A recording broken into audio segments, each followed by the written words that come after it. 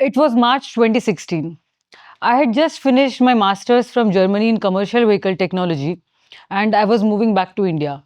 So I went to this bin which said that you can put all your textile waste here. It will go either to the needy in the developing countries or it will be recycled. I was very happy that I am going to do something for the needy. On my professional side, I was actually researching on life cycle assessment of sprayers, harvesters, carbon emissions, etc. And on the other side, I was this fashion addict. I traveled a lot of countries, every country new garment. I was very happy with this newfound money that was like taking me to places and also asking me to explore the world with new clothing, and that's what I was very happy about. Cut to back to India, I came back and I was still left with this thought that there was so much of textile waste that I have kind of redone by giving it to someone. But my life cycle assessment journey was also sitting somewhere telling me that look for your carbon emissions. And I started researching. Me and my husband were setting up this new home and we had this opportunity to like completely do everything from the scratch. So we just decided, let me just do a little bit of research. To start with, I started with clothing. And I came up across this article which said that the African countries, which are taking a lot of textile waste from the developed countries, are actually landfilling them or they are buying them as second-hand clothes. So what happened to this? Like what happened was the African countries, their first hand garments were not getting sold out and they were going into the burden of economic problems wherein taking second hand clothes was also becoming difficult. This suddenly shifted my mindset. I said, let me just deep dive a little further. So started researching on all aspects of my life, the food choices I made, the appliances or the few furniture we might own in the new house, the car that we might buy, the clothes that I might need for my Indian weather, everything. What kept unraveling of through this research was a lot of things that I didn't know existed at the back end, and I started understanding that I do have a choice to make here that can create or destruct the environment, the people around me, and everything, including maybe my happiness.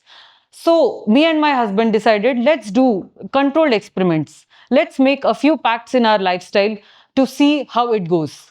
We started doing a few pacts. First, pact number one, let's not buy any appliance, major appliance, until we actually need them. Second pact, let's just not own a car until we can't really make use of the public transport.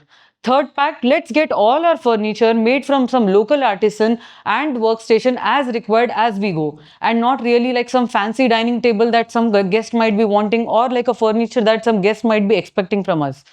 And we also started the fifth pact, which is like let's think about our disposable even before we are buying. Let's start living without a bin. So this was actually challenging. It's not that easy, you know. So we started again, like, you know, defining what our needs were versus our wants. We started giving priority to quality versus quantity. We started accepting that the changes are going to be small and consistent. It may be like replacing my toothbrush, or it could be my wooden comb, or anything. Every small thing is going to make a difference. We started understanding that this is going to be hard, but with smaller and consistent steps, we can make the change. So here I am after 9 years to present you what we were up to. So in the first 6 years of getting into our new house, we did live without a refrigerator for all 6 years. We didn't have a refrigerator at home. We didn't have any major appliance at home, like a TV or a washing machine, or you name it. Like anything that is guzzling with lot of emissions, lot of electricity, we started questioning, do we really need it? In the day and age where you can like rapid commerce everything that you need, why do you even need a refrigerator? Like you're bringing the Rapido things or the Blinkit things into your refrigerator, making it sit for longer time and then disposing out without even thinking. So where are we even heading? So then we started discussing about our car. So not that we can't afford a car, but why not live with the public transport as far as we can? And even now, after 9 years, we don't own a car, and I'm happy about it. Like, so that I don't even have to maintain it, I don't have to think about what emissions it is causing or anything. So what I'm trying to see is, like, in our life, with the 6 to 9 years, we kind of removed one appliance, one car, and its whole life cycle, starting from the production, the extraction of the material, to the usage and to the disposal, completely out of our lifestyle. And if we could do, you could also do. One of these years of my whole 9 years journey, I did 1 year go without any buying any new clothes. So it was like a clothes upvas, you could say. Like, if you don't need, why do you have to buy?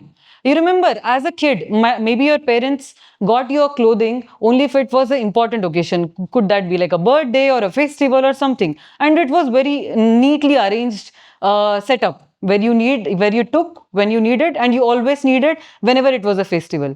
But now, with this consumerism around, and with the newfound money as a teenager or as just someone who just came to the workforce, we are just running out of like running to buy everything that is flashy and that is advertised.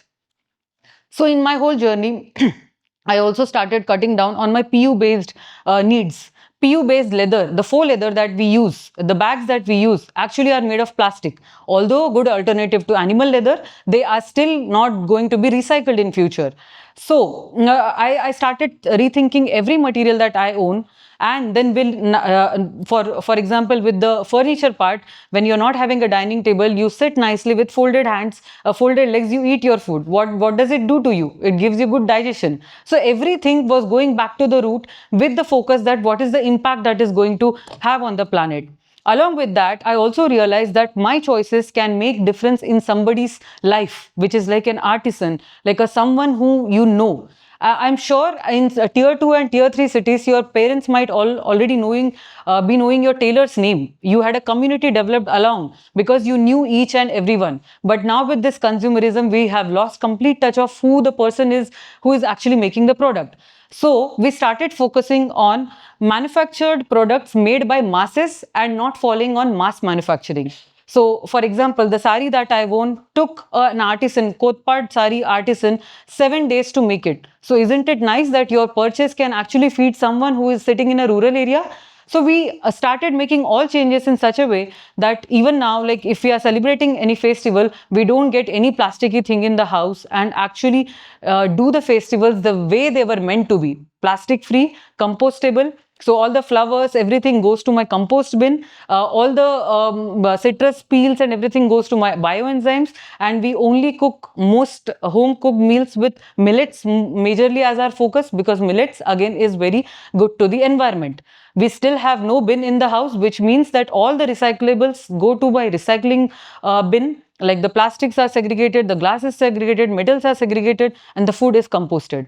So it is a very good ecosystem that we have built around, with just change in habits, with just focusing that, emotions and experiences are important. So what did we do of all the money that we saved? We traveled countries, we built stories, we understood emotions, we bought pieces from artisans, we understood what is behind that one person who is actually making product out of it. One very impactful story that I'm very proud of from my whole journey of being this impact-based, thoughtful process is Dwij. Dwij is my startup where we upcycle post-consumer jeans and post-industrial denims to make accessories, which is also like creating impact for the artisans, for the environment, and everything together. And everything is thought properly before its disposal. So we focus Dwij on design for disassembly, which means that you have to think about what your end goal, end of life of the product is while you're designing the product. Yeah, after all this, to put you in a nutshell, what am I trying to say? I'm just saying that think about every product that you own for its social impact, for your environmental impact, and for your own happiness that you actually own it.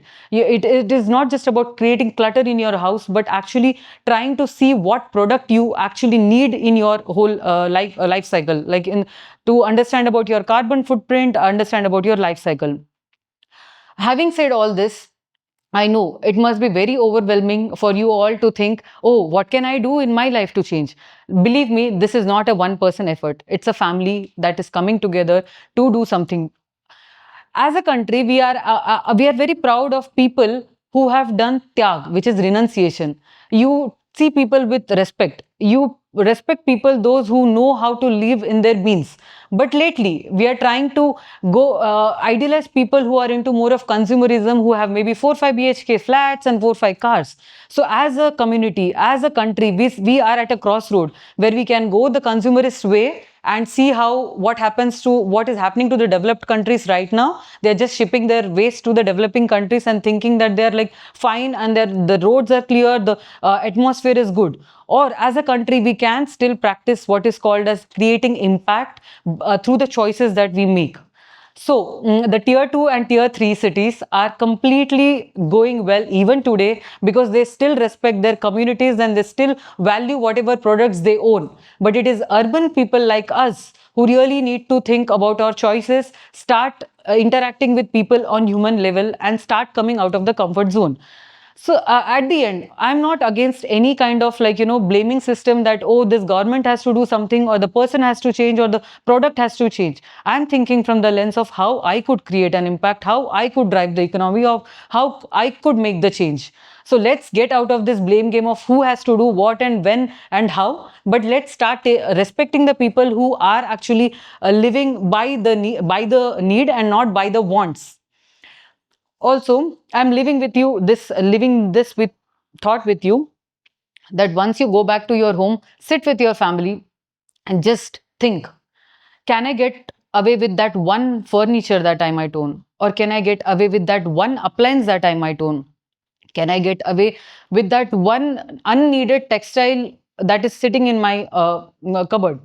Or can I just change my one little habit of taking maybe a bottle with me while I'm going out, or a bag with me when I'm going out for shopping? Because I just truly believe that the impact that you create is not from stingy behavior or not having less money, but when you are in abundance and you're still willing to drop at will, is what is going to make the difference. Thank you.